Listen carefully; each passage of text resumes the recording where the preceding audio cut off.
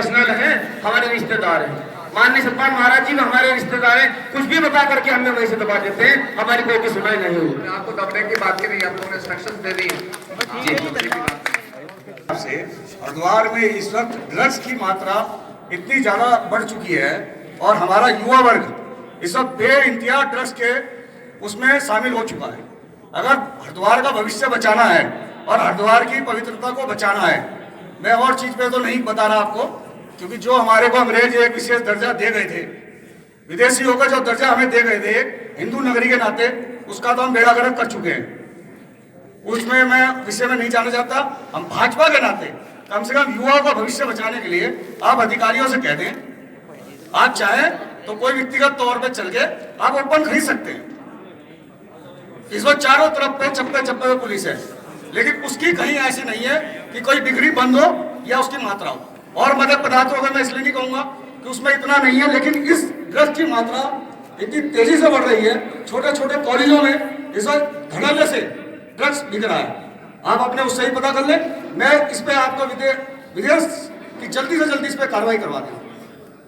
और इसमें जो है डिस्गाइज्ड आदमियों को भेजिए और पकड़िए, पकड़ करिए इसमें। अनिल जी क्या था ये पूरा समस्या निस्तारण बैठक ये थी हमारी, जिसके अंदर जो कार्यकर्ताओं की जो समस्याएं हैं, विधायकों की जो समस्याएं हैं, उसके निराकरण के लिए सारे अधिकारी लोग बैठे थे, डिस्ट्रिक्ट मजिस्ट्रेट बैठे थे और हमने सबकी समस्याओं को सुना और उस पर हमने आदेशित कर दिया है कि किसी भी कार्यकर्ता की उपेक्षा ना की जाए, कार्यकर्ता का मान सम्मान रखा जाए। कोई कार्यकर्ता मोबाइल से फ़ोन करता है तो उसकी रिस्पॉन्ड किया जाए। अगर आप कोई मीटिंग में बैठे हैं और उसका फ़ोन नहीं उठा सकते हैं तो उसके बाद उसको फ़ोन करिए और आप उसको रिस्पॉन्ड कीजिए, उसकी समस्या का निदान कीजिए। ये आदेश किया गया है। किस तरह की समस्याएं इसमें कुछ स्मैक की समस्याएं हैं, कुछ यहाँ पर सिंचाई की समस्याएं हैं, उसमें कुछ ट्यूबवेल के लगाने की समस्या हैं, कुछ नहर के निर्माण की समस्या हैं। वो सब हमने लिख लिया है और इकबालपुर नहर के लिए हम लोग लखनऊ जाएंगे और उत्तर प्रदेश में मुख्यमंत्री जी से बात करके इकबाल के नहरपुर की DPR बनवाएंगे और उस काम को साकार करेंगे।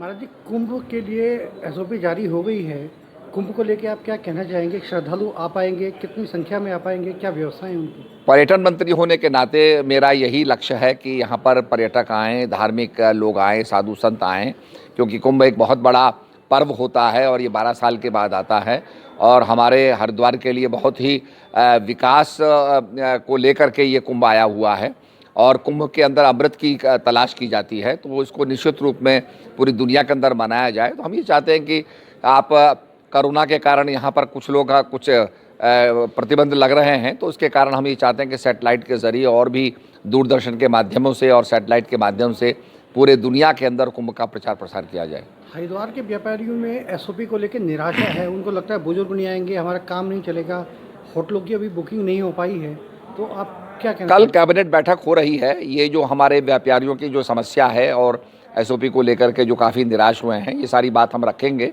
और कुछ यहाँ पर प्राधिकरण को लेकर के तो निश्चित रूप में जैसे पहाड़ के यहाँ पर प्राधिकरण को समाप्त किया गया, यहाँ जो समस्याएं आई हैं वो मुख्यमंत्री के आगे हम रखेंगे।